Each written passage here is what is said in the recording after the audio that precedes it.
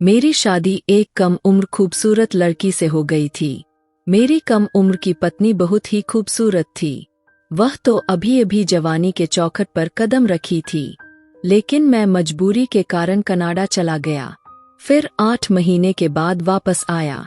मेरी पत्नी को देखकर मैं खुद ही हैरान रह गया, क्योंकि मेरी पत्नी बिना कपड़ों के बेड के साथ बंधी हुई थी। मेरी पत्नी बहुत खूबसूरत थी। उस लड़की से शादी करके मैं बहुत खुश हुआ था, लेकिन वह कमाने के लिए शादी के 3 महीने के बाद ही कनाडा चला गया था और मेरे जाने से वह बहुत रो रही थी कि मैं ना जाऊं। मुझे लगा जैसे वह डर की वजह से रो रही है। उसके रोने की वजह पूछी तो वह एकदम से घबरा गई, पर मैं मजबूर था। किसी कारण कनाडा चला आया, लेकिन वह मुझसे बात भी ना करती थी। अब मुझे उस पर बहुत ही गुस्सा आ रहा था। गुस्से के कारण मैं वापस हिंदुस्तान चला आया था कि उसका दिमाग ठीक कर दूं। लेकिन जब मैं अपने घर पहुंचा तो दरवाजे पर ताला लगा हुआ देखकर बहुत ज्यादा हैरान रह गया था और अपने आस पड़ोसियों से पूछने लगा कि मेरी पत्नी और मेरे घर वाले कहाँ पर है। अभी यह सब मैं पूछ ही रहा था कि मुझे घर के अंदर से हल्की सी चीखने की आवाजें सुनाई दी थी। मैंने जल्दी से दरवाजे का ताला तोड़कर अंदर चला गया तो यह देखकर हैरान हो गया, और मैं जो ही वापस जाने के लिए पलटा तो मुझे कुछ अजीब सी बेचैनी हुई थी, जैसे मैं यहाँ किसी को छोड़कर जा रहा हूँ। मुझे यहाँ से नहीं जाना चाहिए। मैंने घबराकर एक नज़र हर कोने पर दौड़ाई थी। आसपड़ोस और मोहल्ले वाले भी यहाँ से जा चुके थे। जब उन सबको पता चल गया था कि मैं कनाडा से वापस लौट आया हूँ, तो सभी लोग मुझसे मिलने के लिए आ गए थे। लेकिन फिर दरवाजे पर बताते हुए बोले, तुम्हारे यहाँ से कनाडा जाने के बाद 3 महीने के बाद यहाँ पर ताला लग गया था और उसके बाद हम इस घर में किसी को भी आते जाते नहीं देख रहे थे। पता नहीं तुम्हारी पत्नी भी यहाँ से कहाँ चली गई। मोहल्ले वालों के मुंह से इस तरह की बातें सुनकर मेरे रोंगटे खड़े हो गए थे, लेकिन मैं फिर भी हिम्मत से खड़ा रहा और मेरे दिमाग में यह बात भी चलती रही कि पता नहीं मेरे पीठ पीछे मेरी पत्नी के साथ क्या कुछ हो गया था।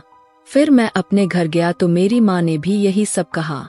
मुझे कुछ पता नहीं और मेरी माँ मुझसे कहने लगी, तुम्हारे जाने के बाद मैंने मोहिनी को कहा था कि मेरे पास आकर रहो, मगर उसने साफ साफ मना कर दिया था। मैं तो उसके मना करने पर ही बहुत हैरान हुई थी। उसे जोर भी देने लगी थी, तुम अकेले यहाँ पर क्या करोगी? मगर वह अपनी बात को लेकर जिद पर अड़ी थी, क्योंकि उसे वहीं पर रहना था। सो मैंने भी उसे कोई जोर जबरदस्ती नहीं की थी। फिर 1 हफ्ते के बाद जाकर देखा तो तुम्हारे घर के दरवाजे पर ताला लगा हुआ था। आस पड़ोस में भी पूछा तो उन्हें कुछ पता नहीं था।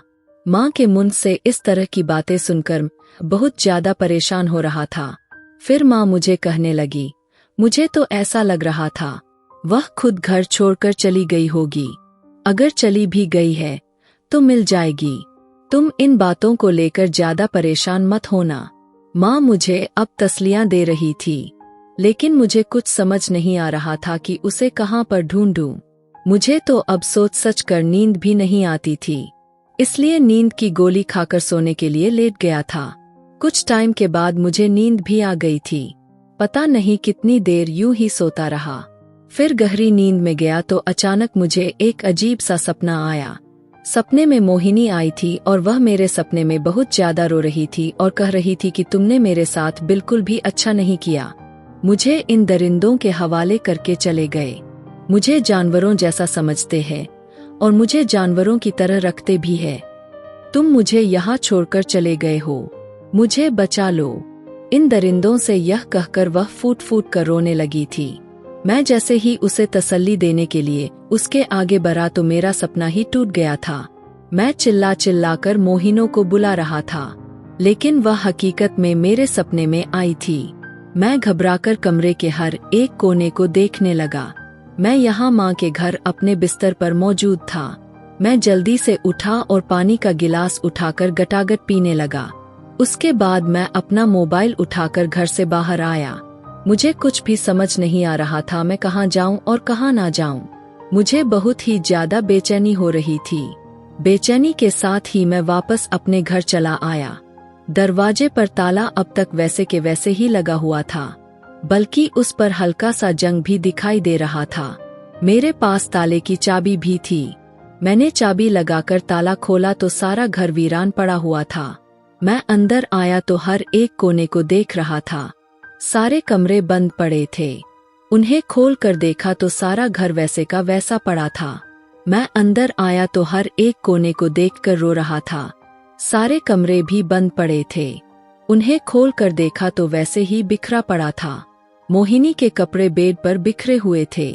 उसका मेकअप भी ड्रेसिंग टेबल पर पड़ा हुआ था। ऐसा लग रहा था जैसे वह अभी अभी मेकअप करके यहाँ से गई हो। किचन में गया तो वहाँ पर चूल्हे पर सब्जी की तरी वैसी की वैसी पड़ी हुई थी। सब्जी से अलग सी गंध बह रही थी। पानी का गिलास, चाय के झूठे बर्तन। जैसे जैसे मैं उन सब चीजों को देखता जा रहा था, मुझे अजीब सी घबराहट महसूस हो रही थी। सारे का सारा घर ऐसे ही गंदा पड़ा हुआ था। ऐसा लग रहा था जैसे कोई भी 5 मिनट के लिए बाहर गया हो कि मैं थोड़ी देर के बाद आकर समेटती हूँ, मगर फिर वापस पलटा ही ना हूँ। मैं यहीं पर खड़े खड़े मोहिनी की मम्मी को फोन करने लगा। वह भी अब रोते हुए बोली, हमने अपनी बच्ची की शादी तुमसे की। जब से वह इस घर से ब्याह कर गई है, तुमने तो उसके सारे रिश्ते नाते ही हमसे खत्म कर दिए हो।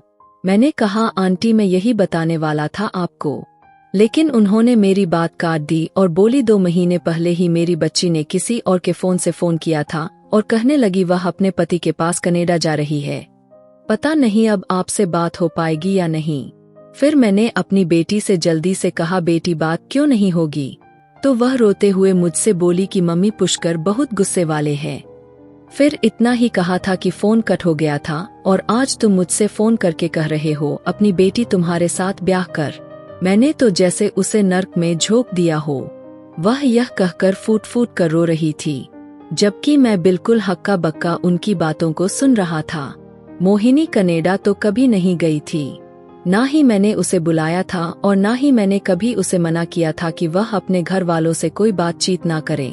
मुझे तो उन सब बातों की बिल्कुल भी परवाह नहीं थी, बल्कि शुरू के दिन में मैं खुद ही उसे अक्सर पूछा करता था, आज तुमने अपने मायके में बात की है या नहीं? अगर नहीं की है तो मैं खुद ही उसे अपने सामने बिठाकर फोन करवाता। अब अगर वह अपने मायके भी नहीं गई थी तो फिर कहाँ जा सकती है? मैं इस बात से बहुत ज्यादा परेशान हो रहा था। मैंने फोन काटकर फिर 1-2 जानने वाले को फोन मिलाया, मगर उन्होंने भी कहा कि हमें पता नहीं है कि मेरी पत्नी कहाँ पर है। वह नहीं जानते और वहीं चारपाई पर अपना सर पटक कर बैठकर काफी देर यूं ही बैठा रहा।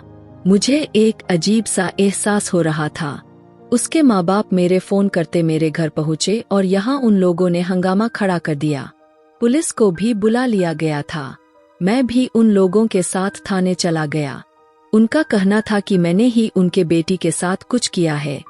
उनकी बेटी लापता है। पुलिस भी पूरी छानबीन करने लगी। पुलिस को कोई भी सुराग न मिला।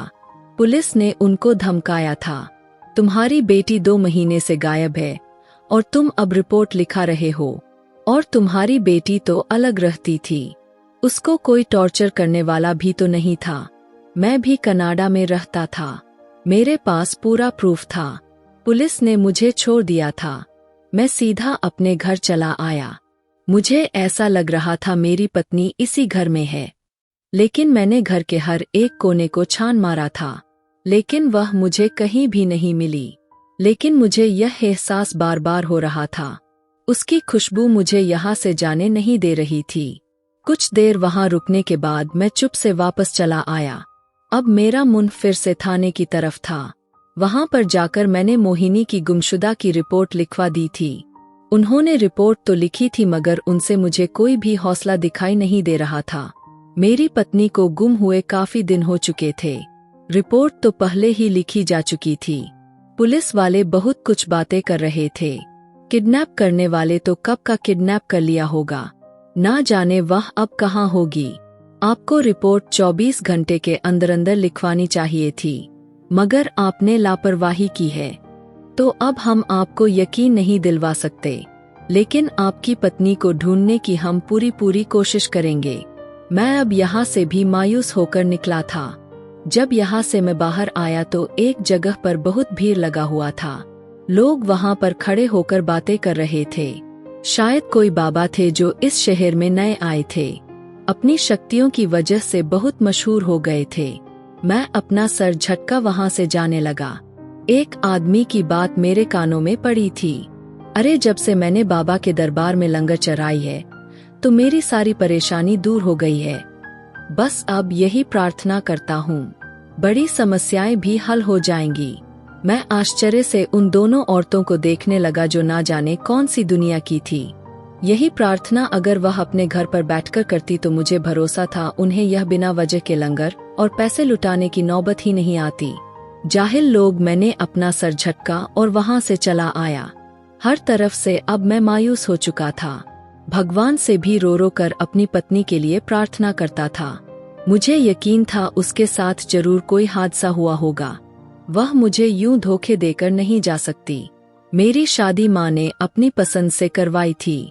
मुझे उस पर कोई ऐतराज नहीं था। शादी के बाद ही मेरी कनाडा में नौकरी लग गई थी। जब माँ को यह बात पता चली तो वह बहुत ज्यादा खुश हो गई, मगर मोहिनी रोने लगी। मैंने उसे चुप करवाया तो वह नरमी से बोली, मैं नहीं चाहती आप मुझे छोड़कर जाएं। आपके बिना मैं अकेली रह जाऊंगी, क्या करूंगी। मैंने उसे काफी दिलासे दिए। फिर मेरे जाने का टाइम भी करीब आया। तुम अपनी पैकिंग में पूरी तरह से उलझ गया। उन दिनों मैं ध्यान ही नहीं दे पाया। मोहिनी काफी रोने लगी थी। वह एक दिन रोते हुए बोली, पुष्कर, क्या आप मेरा हाल खबर लेते रहेंगे? क्यों, क्या हुआ? मैंने हैरानी से पूछा। वह अपने दिल पर हाथ रखकर बोली, मुझे कुछ ठीक नहीं लग रहा है। ऐसा लग रहा है आप चले जाएंगे तो कुछ बहुत बुरा हो जाएगा। मतलब मैं उसकी बात समझ नहीं पाया था। वह काफी डरती हुई कहने लगी, मुझे बचपन से ही सच्चे सपने आते हैं। यह बात उसने एक आध बार मुझसे पहले भी बताई थी। मैंने ज्यादा ध्यान ना दिया था, मगर अब वह जब यह बात कर रही थी तो मैंने हैरानी से पूछा, कुछ देखा तुमने सपने में? वह उलझकर बोली, यही समस्या है। सपने में जो इशारा होता है उसे मैं समझ नहीं पाती हूँ, और वह जब सच्चा हो जाता है तभी इशारे की मुझे समझ आती है। बस अब मैंने ऐसा सपना देखा है जैसे आपको मैं एयरपोर्ट पर चढ़ाकर मैं किसी कुएं में गिर गई हूँ और आप भी मुझे नहीं बचा सकते। फिर मंजर बदलकर एक और सपना आया जिसे मैं बेहोश हूँ और बहुत से लोग मेरे आसपास जमा है और मैं सबकी बात सुन रही हूँ। हर कोई मुझसे बात करना चाहता है। वह सोचते हुए यह सब कह रही थी। मैं जो अपना बैग बंद कर रहा था अचानक से उसके पास आया और कहा, कैसा सपना? इसका क्या मतलब हो सकता है? वरना मैं सिर हिलाकर बोली, मुझे सच में नहीं पता यह सब क्या हो रहा है और क्यों दिखाई दे रहा है। मुझे किसी बात का पता नहीं, बस एक एहसास दिल में मजबूती से जकड़ा हुआ है। आप जाएंगे तो मैं बर्बाद हो जाऊंगी। मत जाइए मुझे छोड़कर। यह कहकर वह मेरे गले से लगकर फूट फूट कर रोने लगी। मैंने उस वक्त तो मोहिनी की बातों पर बिल्कुल भी ध्यान ना दिया था, क्योंकि तब मुझे सिर्फ बाहर जाने का शौक सता रहा था। मेरे पापा भी कनाडा में ही काम करते थे। उनकी मृत्यु हो गई थी तो उन्हीं की जगह पर मैंने अप्लाई किया हुआ था। बाहर जाना मेरे बचपन का सपना था। अब जब मोहिनी यह सब कुछ कह रही थी तो उसे तसल्ली देने के अलावा मेरे पास दूसरा कोई चारा भी नहीं बचा था, क्योंकि उसके लिए अपना सपना नहीं छोड़ सकता था। बड़ी मुश्किल से तो मौका मिल रहा था बाहर जाने का, ऐसे कैसे छोड़ता? तुम परेशान मत हो, वैसे ही तुम्हारा वहम होगा। मेरी बात पर वह मना करती हुई बोली, अगर कुछ हो गया तो फिर? मैंने नरमी से पूछा, क्या शादी के बाद तुम्हें कोई हकीकत का सपना आया? 3 महीने हो गए हैं ना हमारी शादी हुए। इस बीच क्या तुम्हें कुछ ऐसा वैसा दिखाई दिया या सच हुआ है? उस पर ना में सिर हिलाकर बोली, नहीं, कुछ भी नहीं दिखाई दिया, बल्कि सपने आने ही बंद हो गए हैं। इस बात पर मैंने गहरी सांस लेते हुए कहा, फिर क्यों परेशान हो रही हो मोनी? हो सकता है तुम परेशान हो तभी यह तुम्हारी दिमागी सोच हो। गलत मत सोचो, ऐसा वैसा कुछ भी ना होगा। अब मुझे यह बताओ, कल मैंने जाना है तो पति को ऐसे परेशान करके भेजोगी? तुम मजबूत बनो जब तक मैं नहीं आता। तुम्हें मेरे लिए अपने आप को संभाल कर रखना होगा। शादी के 3 महीने बाद ही माँ ने सबको अलग अलग घर दे दिया था। मेरा बड़ा भाई भी अपना अलग घर बनाकर वहीं पर रहता था और मेरा भी यही सोच था। इसलिए भविष्य में कोई लड़ाई झगड़ा ना हो, बस सुलह से हम सब अलग हो जाए। कोई खुशी या कोई गम का मौका हो तो हम इकट्ठे मिल बैठे। मेरे समझाने पर वह चुप हो गई। अगले दिन सब घरवाले मिलकर मुझे एयरपोर्ट पर छोड़ने गए। मैं पूरा रास्ता मोहिनी को देखते आया था। वह अभी भी बेचैन थी। रात को जब मैंने उसे तसल्ली दिया था, उसके चेहरे पर वैसा कुछ भी नहीं था। वह बार बार मुझे देखती, कुछ कहना चाहती थी, फिर चुप हो जाती। लेकिन मैं बड़ी खूबसूरती से उसकी सारी बेचैनी को दूर छोड़ दिया था, क्योंकि उस वक्त मैं सिर्फ बाहर जाने के सपने देख रहा था, जहां जाने के बाद हमारी जिंदगी एकदम से बदल जाएगी। काश उस वक्त मैं रुक जाता, अपनी पत्नी के सपने को समझने की कोशिश करता, तो आज मेरे घर में मेरी पत्नी मौजूद होती। हे भगवान, क्या करूं? मैं कहां जाऊं? करीब 1 हफ्ता हो चुका था और पूरा हफ्ता मैंने बहुत परेशानी में बिताया था। करीब 1 महीना मेरी मोहिनी से बात हो सकी थी। उसके बाद उसका मोबाइल नंबर दोनों ही बंद जा रहा था। व्हाट्सएप पर भी वह मुझसे बात खत्म होने के बाद कभी ऑनलाइन नहीं आई थी। अभी मेरे वापस जाने में कुछ वक्त था, लेकिन जब मैं मोहिनी के तरफ से इतनी गंभीर चुप्पी देखी तो मैं खुद को और ज्यादा रोक नहीं पाया। जो पहली टिकट मिली मैं वापस आ गया। वापस आकर वही हुआ जिसका मोहिनी को डर था। अब उसके सपने के आधार पर मैं उसे कहाँ ढूंढता, कहाँ से वह कुआ लाता और कहाँ से लोगों के उस भीड़ को तलाश करता। जब हफ्तों तक भी वह मुझे ना मिली तो माँ ने मुझे तसल्ली देने की कोशिश की और कहा, कहीं चली गई होगी कहीं पर, तुम क्यों बिन वजह परेशान हो रहे हो? यह आजकल की लड़कियां ऐसे ही करती है। जब पति बाहर जाता है तो लड़कों से दोस्तियां कर लेती है और उसके साथ भाग जाती है। माँ, मैं नहीं मानता मोहिनी ऐसी थी। माँ, आपसे मोहिनी ने कुछ कहा था या अपनी कोई परेशानी बताई थी? क्या मतलब? जैसे कोई इशारा हो उसके बिना पर हम उस तक पहुंच सकते हैं। इस बात पर माँ बिल्कुल गंभीरता से बोली, अरे बेटे, तुम अपनी बातें अपनी माँ से नहीं करते। वह तो फिर भी मेरी बहू है। वह क्यों अपनी पर्सनल बातें मुझे बताने लगी? तुम भी अजीब बातें करते हो। मैं चुप कर गया। ठीक 2 दिन के बाद मुझे फिर से वही सपना आया, मगर इस बार सपने में कुछ बिल्कुल अलग था। एक बंद कमरा था जहां मोहिनी बंधी हुई थी और उसकी आंखें बंद थी, जैसे वह रो रही हो। जैसे ही मैंने मोहिनी को उस कमरे में देखा था तो वह मुझे देखकर ऊंची ऊंची आवाज में रोने लगी और बोली, मेरे मुजरिम तुमसे जुड़े रिश्ते में है। मैंने मना किया था मगर तुम नहीं रुके। तुमने मुड़कर मेरी खबर तक नहीं ली और मैं यहाँ हर रोज मरती हूँ। मुझे यहाँ से बाहर निकालो। पुष्कर, तुम्हें भगवान की कसम है, मुझे इस नर्क से बाहर निकालो। वह देखो, वह सभी लोग मेरी तरफ आ रहे हैं। पुष्कर, मुझे उनके सवाल से बचा लो। वह मुझे बहुत ही मारते पीटते हैं। वह परेशानी में बोलती जा रही थी। वह देखो, उनसे हाथ से एक तरफ इशारा किया तो मैंने गर्दन मोड़कर देखा। वहां पर एक बहुत बड़ी दीवार गिरी पड़ी थी, जहां पर लोगों का एक अनगिनत भीड़ था। मोहिनी को बुला रहा था और वह बार बार मुझे बुला रही थी, मुझे यहाँ से ले जाओ, यह लोग मुझे मार डालेंगे। जबकि मैं हैरानी से वहां खड़ा रहा, सारा मंजर अपनी आंखों से देखता रहा। साथ लोगों का भीड़ भी बार बार बढ़ता जा रहा था। आखिरकार उन सब लोगों ने मिलकर दीवार में लगी बड़ी सी खिड़की एक झटके से तोड़ दी और इंसानों का एक बड़ा सैलाब मेरी मोहिनी की तरफ भागा तो वह चीखें मारने लगी, रोने लगी। इससे पहले उसे बचाने के लिए मैं वहां जाता, वह लोग कहीं गुम हो चुके थे। बस उस सपने के बाद मेरी आंख खुल गई थी। मैंने आसपास देखा तो आज भी मैं कमरे में ही था। यह मुझे कैसे सपने आ रहे थे? क्या मुझे कोई इशारा मिल रहा था जिसे मोहिनी को ढूंढ सकूं, या फिर यह सपना मेरे दिमाग के ऊपर थी? माँ आंगन में बैठी पूजा पाठ कर रही थी।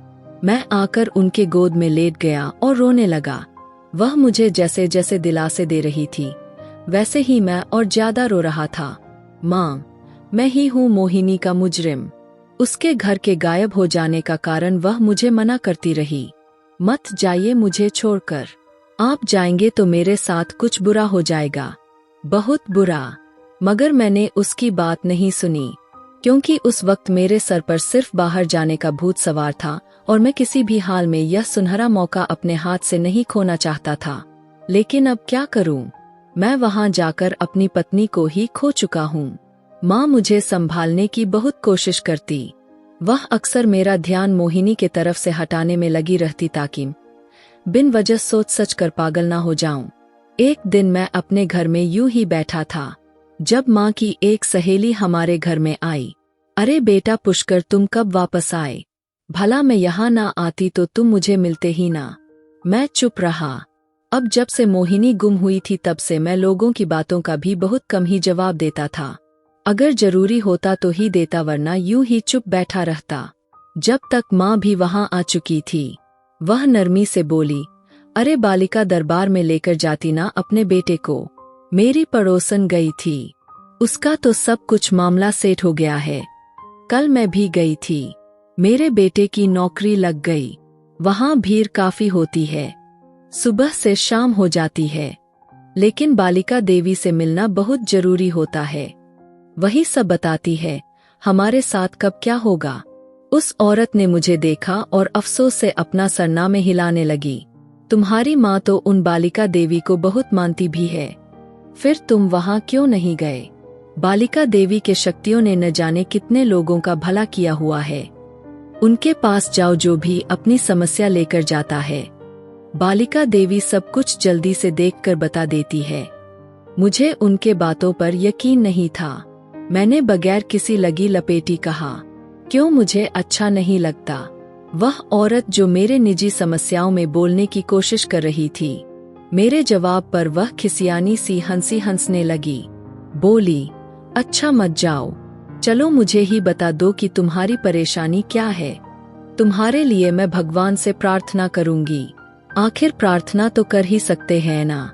तुम्हारी माँ ने भी मेरे लिए बहुत प्रार्थना की थी और आज देखो मेरी बहू का बच्चा सेहतमंद है। डॉक्टर ने जवाब दिया था कि बच्चा नहीं हो सकता। बहुत कर्ज है तुम्हारी माँ का मुझ पर। बताओ क्या बात है? वह औरत अजीब चिपकू थी, बिन वजह ही जानकारी लेने के लिए पागल हुए जा रही थी। एक तो मेरी पत्नी ना जाने कहाँ गायब हो गई थी। मेरा दिमाग बेहद खराब हो रहा था। अच्छा होगा आप अपनी एडवाइस अपने पास ही रखो। मम्मी से मिलने आई तो सिर्फ उनसे मिलो और बाकी समस्याओं को छोड़ दो। यह कहकर वह वहां से जाने लगा। जब औरत पीछे से बोली, अरे बेटा, मुझे लगता है तुम इन सब चीजों को नहीं मानते, तभी इतना गुस्सा कर रहे हो। लेकिन मैं फिर भी कहूंगी, अगर तुम्हें कोई प्रॉब्लम है तो जरूर बालिका देवी जाना। अरे वह तो खासतौर पर गुमशुदा लोगों का सुराग निकाल देती है। मुझे उस औरत की बातों से बेहद उलझन हो रही थी। मेरा दिमाग बुरी तरह से दुख रहा था। मैंने गाड़ी की चाबी ली, अपने घर आ गया। पहले आंगन में कुछ देर बैठा रहा, फिर घर की सफाई करने लगा। 2-3 घंटा मैंने ऊपर से लेकर सारा घर साफ कर दिया, मगर दिल बड़ा बोझल था। फिर मैं पीछे की तरफ स्टोर रूम में चला गया। मेरे मकान में गली भी पड़ती थी। मेन गेट चौड़े गली की तरफ था। स्टोर रूम छत पर जाने वाली सीढ़ी पीछे गली में था और वहां पर ही मैं स्टोर रूम बनाया हुआ था, जिसमें फालतू सामान थे और कुछ पेड़ पौधों का खाद वगैरह पड़ा था। पेड़ पौधे भी मेरे सूख रहे थे। मैंने स्टोर रूम को फावड़ा लेने के लिए खोला तो मेरे पैरों तले से जमीन निकल गई थी। यही एक कमरा था जिसको मैंने नहीं खोला था। यही मेरी बहुत बड़ी भूल हो गई थी। मेरा दिल चाहा अपना सर दीवार से दे मारूं। आखिर इतनी बड़ी गलती मैं कैसे कर सकता हूँ? मुझे पूरा घर खोलकर अच्छी तरह देखना चाहिए था, क्योंकि इस वक्त स्टोर रूम को देखकर साफ अंदाजा लगाया जा सकता था। यहाँ पर ही मेरी पत्नी को रखा गया था। दीवार के साथ जंजीर बांधी गई थी। यहाँ जंजीर पड़ी हुई थी जो शायद 4 जंजीरें थी। हाथ पैरों के लिए बस, उसके अलावा स्टोर रूम से बहुत तेज बदबू उठ रही थी। वहीं पर खाने का बर्तन, पानी का बर्तन बड़े ही उल्टे सीधे तरीके से पड़े हुए थे। एक कुर्सी रखी गई थी, शायद उसी पर मोहिनी को बांधा गया था। पिछले गली में यानी जो कोई भी था उसने मेरी पत्नी को मेरे ही घर में रखा हुआ था और बड़ी चालाकी से सबको धोखे भी दे रहा था। फिलहाल स्टोर रूम तो काफी दिनों से बंद था ताकि उस पर किसी का ध्यान ही ना जाए। वह बड़े तसल्ली से मोहिनी को वहां रख सके। इन सब के बावजूद मुझे यह बात नहीं समझ आ रही थी। अगर उसने मोहिनी को घर में ही रखना था तो फिर क्यों बांधा हुआ था और किस लिए यह सब कर रहा था। मैंने उसी वक्त पुलिस को फोन किया। उन्हें पूरी सिचुएशन बताकर उनका इंतजार करने लगा। कुछ ही देर में पुलिस आ गई थी। उन्होंने इस जगह को बारीकी से जांच की। उसको टेस्ट के लिए भेजा गया। एक दिन में उनकी रिपोर्ट भी आ गई थी। इसके हिसाब से सच में वहां मोहिनी ही मौजूद थी, जिसे कुछ दिन पहले ही वहां से शिफ्ट किया गया था। मेरे आने के एक दिन के बाद मोहिनी को यहाँ से दूसरी जगह शिफ्ट कर दिया गया था। पुलिस ने मुझसे पूछा, क्या आपको किसी पर शक है? तो मैंने ना में सिर हिलाया, क्योंकि सच में मुझे अभी किसी पर कोई शक नहीं था। सर, अच्छी तरह सोच कर बताइए, क्या पता कोई ऐसा है जिससे आपकी पत्नी डरती हो और उन्होंने आपको थोड़ा बहुत कोई इशारा दिया हो, या कोई भी ऐसी सिचुएशन जिसने आपका ध्यान खींचा हो। अगर ऐसा कुछ भी है तो प्लीज हमें बता दीजिए। यह केस को हल करने में हमारी मदद हो जाएगी। बहुत सोचने के बावजूद मुझे कोई ऐसा कुलूर या आदमी याद नहीं आया जिसके साथ मोहिनी की कोई लड़ाई झगड़ा चल रही हो। कभी उसने बताया हो तो बीते हुए कल में कुछ ऐसी दुश्मनी हो। मैंने गली की तरफ एक कैमरा लगाया हुआ था। इससे गली का गेट दिखाई देता था। उनकी मदद से मुजरिम की पहचान करनी चाहिए। लेकिन मुजरिम कभी भी उस गेट से घर में दाखिल नहीं हुआ था। गली में और किसी का कैमरा भी नहीं था जिसकी वजह से मुजरिम की पहचान की जा सके। इस सब के बाद उन्होंने मेरी मां को हिरासत में लेने की बात की थी, तो मैंने गुस्से से मना कर दिया। खबरदार, अगर किसी ने मेरी मां को तंग करने की कोशिश की, क्योंकि उनके अलावा और कोई भी ऐसा इशारा नहीं मिल रहा था जिससे शक किसी और पर जाता। जब पुलिस वालों ने कह दिया था कि कम से कम एक बार तो हम आपकी मां से पूछताछ करेंगे, मैंने चुप से मोहिनी का केस वापस ले लिया, जिस पर पुलिस वाले बहुत ज्यादा गुस्से में हुए थे। जब मां को इस बात का पता चला तो वह बहुत ज्यादा गुस्सा हुई। बोली, बेटा तुमने ठीक नहीं किया, वह लोग तो अपना काम ही कर रहे थे। यह बात मोहिनी की मां ने भी कहा था। लेकिन मैंने पुलिस वालों से कह दिया, अगर मेरी मां से पूछताछ की जाएगी तो फिर मेरी सास को भी इस पूछताछ में शामिल की जाए, क्योंकि मोहिनी को लेकर अलग रहता था। मेरी मां ने ही शादी करवाई थी। मेरी मां मोहिनी को बहुत पसंद करती थी और जितना मोहिनी को चाहती थी शायद उसकी मां भी उसे नहीं चाहती थी। अगर पूछताछ की जाए तो दोनों की ही होगी। मोहिनी की मां चुप हो गई थी। मैंने अपना केस वापस ले लिया था। हो सकता है कुछ दिन के बाद मुजरिम का कोई ना कोई सुराग लग ही जाए। मां मुझे डांट रही थी, लेकिन मैं अपनी मां पर कोई इल्जाम नहीं आने दे सकता था। मां हमारे साथ भगवान है और हमें भगवान पर ही भरोसा रखना चाहिए। अगर भगवान ने हमारी कोई मदद करनी होगी तो हमें कुछ भी नहीं करना होगा। देखिएगा, वह खुद हमारे सामने आ जाएगा, और अगर ऐसा होना हुआ तो हम लाख कोशिश करने के बावजूद यहाँ तक नहीं पहुँच पाएंगे, मगर मैं आपको तकलीफ नहीं दे सकता। यह बात सुनकर माँ रोने लगी और मुझे आशीर्वाद देने लगी। मैं कमरे में आ गया और नहाकर मैं पूजा करने लगा और भगवान से प्रार्थना कर रहा था कि मेरी पत्नी को अपनी छत्रछाया में रखना। मैंने उसे अकेला छोड़कर बहुत बड़ी गलती की। अब मैं अपनी गलती पर पछता रहा हूँ। करीब 15 मिनट मैं यूं ही प्रार्थना करता रहा। उसके बाद जाकर मेरे अंदर एक सुकून सा फैलने लगा। मैं प्रार्थना करके उठा। मुझे अपनी कंपनी की तरफ से मैसेज आया हुआ था। उन्हें कोई अर्जेंट काम था तो उन्हें मेरी छुट्टी कैंसिल कर दी थी और मुझे जल्द से जल्द वापस बुलाया गया था। मगर मैंने उसी पल बिन सोचे समझे उन्हें जवाब में अपनी ड्यूटी ही कैंसिल करवा ली थी। तभी माँ कोई चीज लेने कमरे में आई तो मैंने उन्हें अपनी नौकरी छोड़ने के बारे में बता दिया, जिस पर वह ज्यादा गुस्सा होते हुए बोली, तुमने इतनी जल्दी फैसला क्यों ले लिया? मैंने माँ से कहा, माँ, एक बार मैं अपनी पत्नी को अकेला छोड़कर चला गया था, दोबारा मैं यूं नहीं करूंगा। यही छोटी मोटी जो भी नौकरी मिलेगी मैं कर लूंगा। मोहिनी को ढूंढ कर रहूंगा, चाहे मुझे उसे कहीं से भी ढूंढ कर लाना हो। मेरे मरने के बाद अगर भगवान ने मुझसे पूछ लिया तो मैं क्या जवाब दूंगा? मुझे ऐसे बहुत डर लगता है। बस आप प्रार्थना करें, मोहिनी जल्दी से जल्द मिल जाए, वह ठीक हो। माँ हाथ उठाकर प्रार्थना करने लगी। करीब 5 दिनों तक मैं अपने घर में आता जाता रहा। स्टोर रूम में वह सारे निशान मौजूद थे जिससे साफ पता चल रहा था यहाँ मोहिए को हर वक्त दवाइयों के असर में रखा जाता था, शायद इसलिए कि वह कोई शोर शराबा ना कर सके। मैं बहुत कोशिश कर रहा था, किसी तरह मुझे वहाँ पर कोई सुराग मिल जाए या कोई निशान या कुछ भी ऐसा जिससे मुजरिम नहीं तो मोहिनी तक तो पहुँच ही जाऊं, मगर वहाँ पर ऐसा कुछ भी नहीं था। मैं बहुत थक चुका था, तो वहीं बैठकर ऊंची आवाज में रोने लगा। पता नहीं कब यूं ही रोते रोते मेरी आंख लग गई और मैं सो गया। सोने पर एक बार फिर से मोहिनी मेरे सपने में आई थी। वह बहुत थकी हुई लग रही थी। मुझे देखकर नरमी से बोली, तुम्हें मुजरिम क्यों नहीं दिखाई दे रहा? वह तुम्हारे आसपास ही है। पुष्कर, मुझे बचा लो।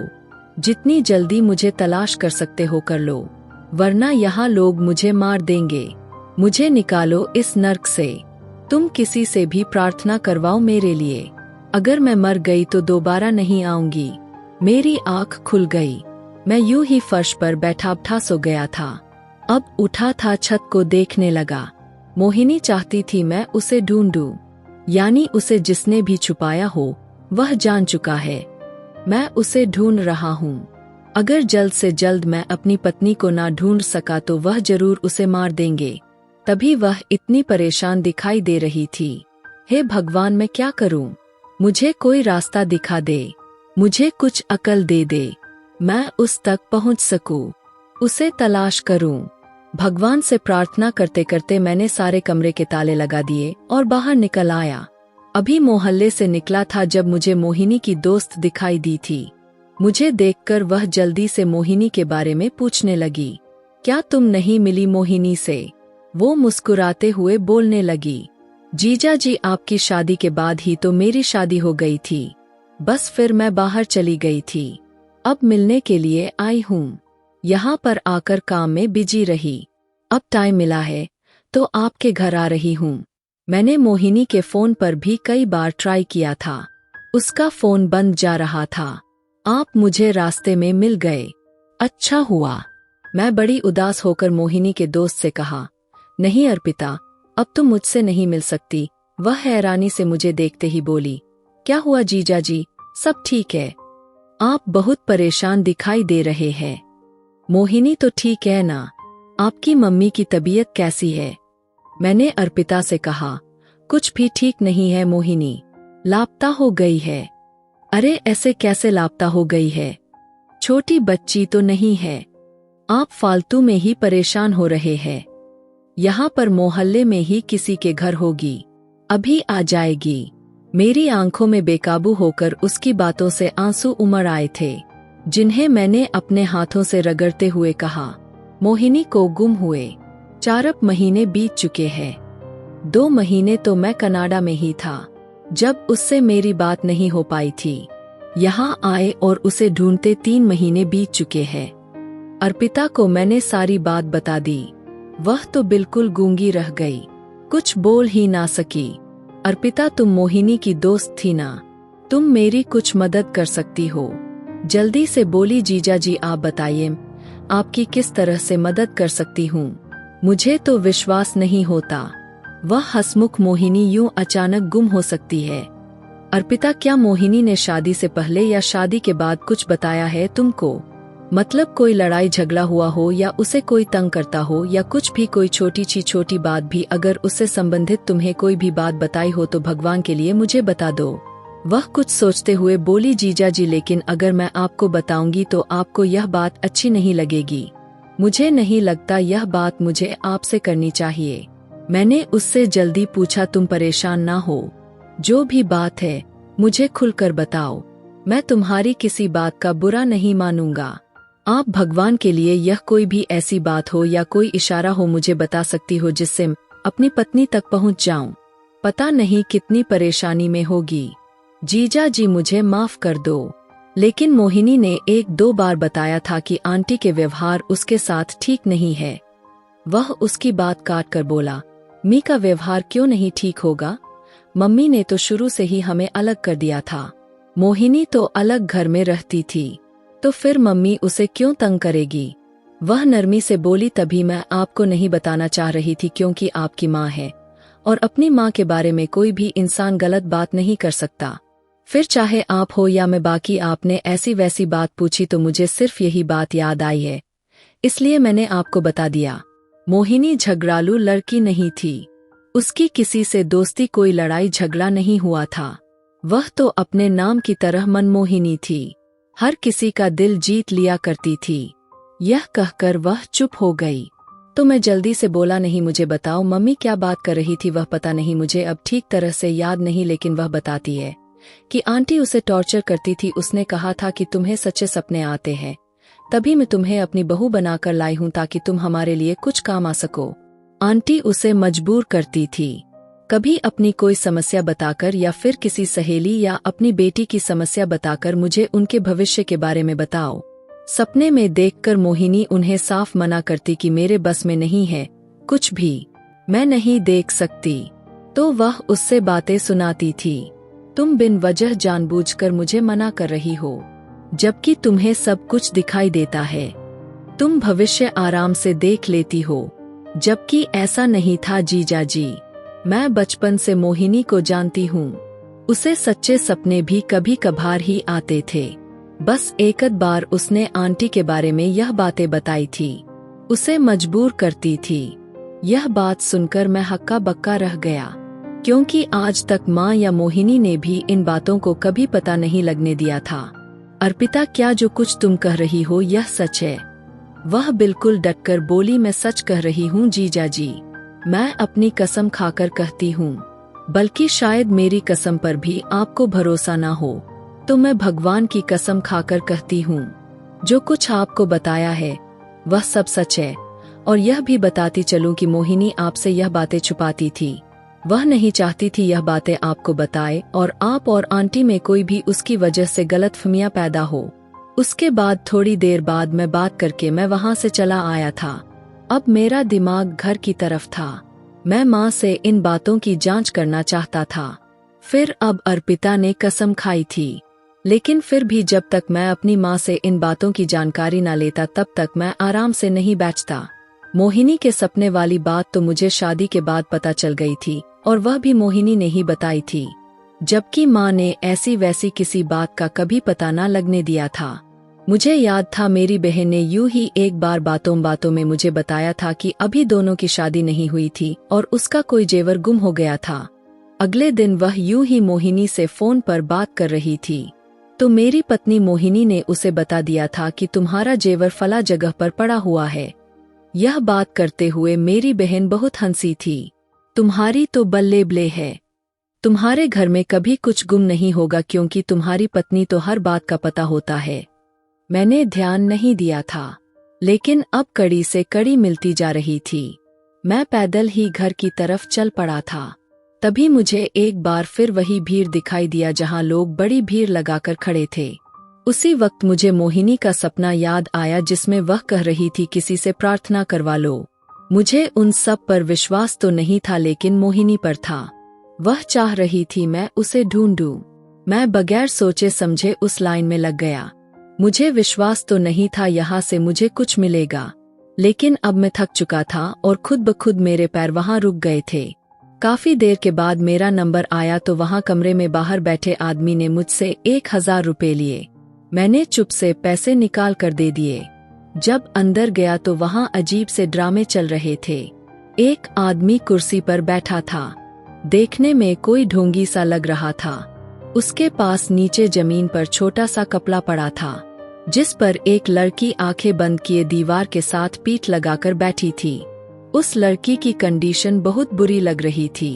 बालों की लटें उसके मुंह के ऊपर बिखरी हुई थी। कपड़े भी बहुत मैले कुचेले हो रहे थे। हाँ भाई, तुम्हारी क्या समस्या है? बाबा ने ऊंची आवाज में मुझसे पूछा तो पहले मेरा दिल किया मैं चुप से निकल जाऊं, लेकिन फिर मैंने बताया कि मेरी पत्नी लापता है, उसकी खोज लगवानी है।